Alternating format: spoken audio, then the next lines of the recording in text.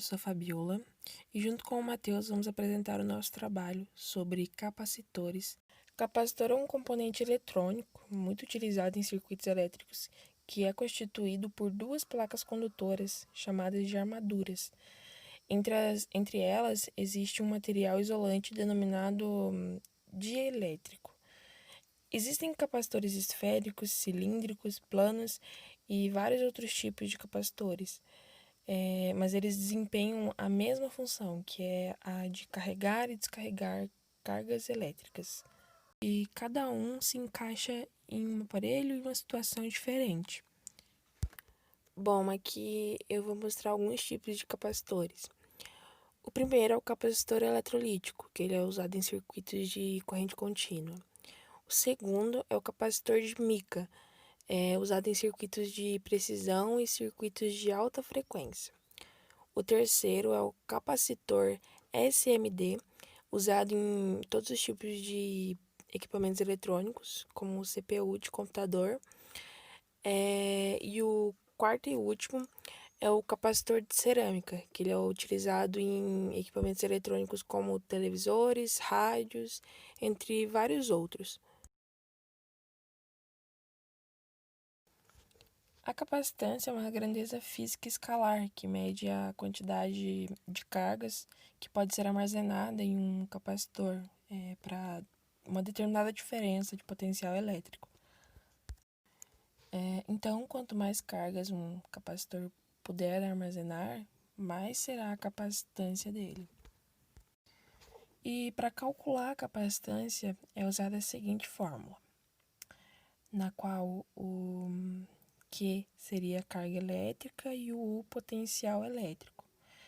Dividindo a carga elétrica pelo potencial elétrico, a gente consegue obter a capacitância de um capacitor. Eles são utilizados, por exemplo, em circuitos retificadores, circuitos ressonantes e em divisores de frequência. Por exemplo, no rádio, a antena capta as ondas que são emitidas pelas estações transmissoras e cada estação possui uma frequência determinada. Na antena, tem um receptor que sintoniza as inúmeras estações graças ao circuito ressonante. Esse circuito transforma a corrente alternada em corrente contínua e é constituído basicamente por um capacitor variável que fica em paralelo com uma bobina. Para cada valor de capacitância do capacitor, o receptor ajusta o aparelho de rádio ao comprimento da onda que é transmitido pela emissora de rádio. Ou seja, ele sintoniza a estação de rádio que corresponde a uma frequência de onda específica. Outro exemplo interessante são as câmeras. As câmeras precisam ter um flash e são as pilhas que desempenham a função de carregá-lo com energia durante alguns segundos.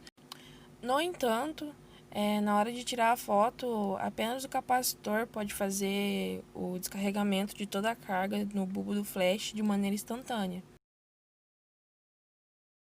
Primeiramente, irei falar sobre o acoplamento paralelo em série.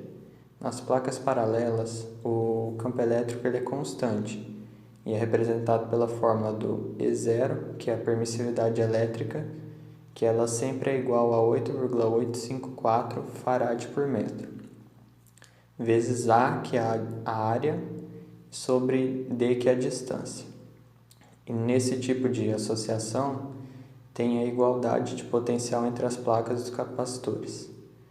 Já no acoplamento em série, o módulo das cargas acumuladas nas placas vão ser iguais e a tensão do circuito é igual à soma das tensões elétricas individuais de cada capacitor. E a fórmula que representa é o Q sobre o VD, que o VD' é a tensão aplicada sobre o verniz que recobre as placas, e mais outra vez o VD' mais o VD normal, que é a tensão elétrica aplicada sobre o meio poroso. Agora, falando sobre funcionamento e alguns exemplos dos sensores capacitivos, é importante citar que a utilização deles serve para medir o potencial de água no solo. Por isso foram construídos alguns sensores que são utilizados através do uso de placas de cobre e pelo meio de elétrico, que pode ser por gesso e papel. O sensor capacitivo de umidade do solo, ele atua medindo a constante de elétrica do solo por tempo corrido, que é medida ao emitir um pulso eletromagnético, que é gerado pelas hastes de metal introduzidas no solo. E o tempo decorrido ele é calculado proporcionalmente à constante dielétrica do solo e tem a sua variação diretamente ligada ao volume de água contido no solo. Então, à medida que o solo ao redor do sensor se torna úmido, o meio poroso que compõe o dielétrico ele vai absorver uma determinada quantidade de água, que é proporcional à umidade no substrato. Quando o solo se torna mais seco, esse meio dielétrico ele perde a água em função da umidade presente ao redor do sensor. E esse comportamento ele se deve ao fenômeno de difusão da água através de meios porosos. E também sabe-se que a umidade na maioria dos tipos de solo ela pode ser variável de acordo com a profundidade considerada. Por isso, a posição que o setor vai ser colocado depende da cultura que está sendo analisada, uma vez que cada planta ela desenvolve a maior parte de suas raízes em profundidade específica, algumas no solo mais raso, outras mais profundo. E as placas sensores elas são recobertas por uma verniz isolante que evita a oxidação do cobre, enquanto também as mesmas estiverem imersas no solo, elas também vão eliminar o possível efeito de condução de cargas elétricas através do meio dielétrico, que ele pode ocorrer dependendo da condutividade da água ou do solo. E os sensores capacitivos eles podem ser feitos com amostra de solo, gesso, pedra pómez, entre outros materiais. Por último, falando sobre a importância desses sensores capacitivos. Bom, eles se encaixam na agricultura de precisão e ela visa aperfeiçoar a utilização dos insumos de forma a reduzir os custos com a produção e também aumentar a produtividade, a qualidade do cultivo e é importante também que ela reduz impactos ambientais provenientes das atividades agrícolas.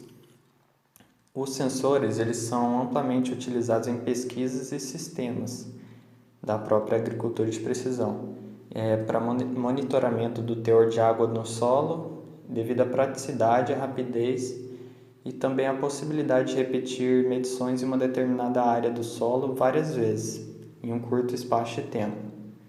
Isso faz com que reduza a margem de erro das leituras. E para aumentar o nível de precisão dos métodos indiretos, é também necessário que realize calibrações para adaptação ao ambiente no qual o dispositivo de medição ele vai ser implantado.